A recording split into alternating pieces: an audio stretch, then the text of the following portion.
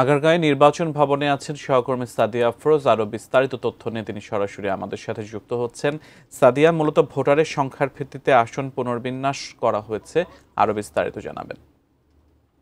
জানে আপনি এরই মাঝে জেনেছেন যে সবচেয়ে বড় জেলা হিসেবে গাজীপুরের একটি আসন বাড়ানো, যেহেতু সেখানে সবচেয়ে বেশি ভোটার, এবং সবচেয়ে ছোট জেলা হিসেবে বাগেরহাট সেখানে একটি আসন কমানোর সিদ্ধান্ত নিয়েছে নির্বাচন কমিশন।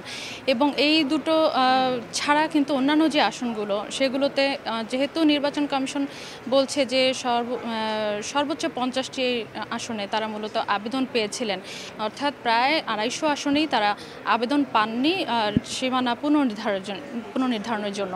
এবং এই 50টির মধ্যে 42টি আসনে পরিবর্তনের জন্য বা সীমানা পুনর্নির্ধারণের জন্য যে বিশেষায়িত কারিগরি কমিটি গঠন করা হয়েছিল, সেই কমিটির প্রস্তাব ছিল। তার প্রেক্ষিতে 39টি আসনে সীমানা ছোটোখাটো সামান্য পরিবর্তনের সিদ্ধান্ত নেয় নির্বাচন কমিশন। এবং আজকে সেই সিদ্ধান্তের অনুমোদনের প্রেক্ষিতে তাদের যে সিদ্ধান্ত সেটি অনুমোদন দেওয়া হয়েছে এবং সেই সংশোধনের গেজেট এরই মাঝে পাঠানো হয়েছে গেজেট আকারে প্রকাশের জন্য। এবং আপনাকে জানাই যে ভোটারের সংখ্যার ভিত্তিতেই মূলত এই সীমানা পুনর্নির্ধারণ হতে যাচ্ছে। এবং এই ভোটারের সংখ্যা নির্ধারণ করা হয়েছে মূলত বিভিন্ন আসনে ভোটারের সংখ্যা গড় হিসেব করে, সেটি হচ্ছে যে 4,20,000 জন হিসেবে গড় ভোটার ধরে মূলত এই সংশোধনী আনা হচ্ছে।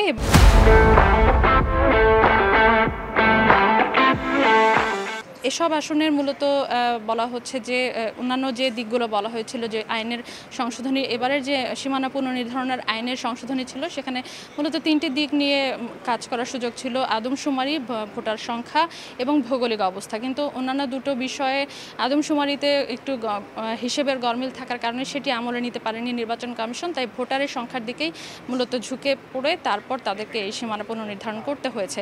তার মধ্যে সবচেয়ে বেশি আপনাকে জানিয়ে রাখি যে ঢাকা বিভাগের 6টি আসনে মূলত ঢাকা জেলার 6টি আসনে এই সীমানা পুনর্নির্ধারণ করা হচ্ছে। সবচেয়ে বেশি ঢাকা 2, 3, 7, 10, 14 এবং 19।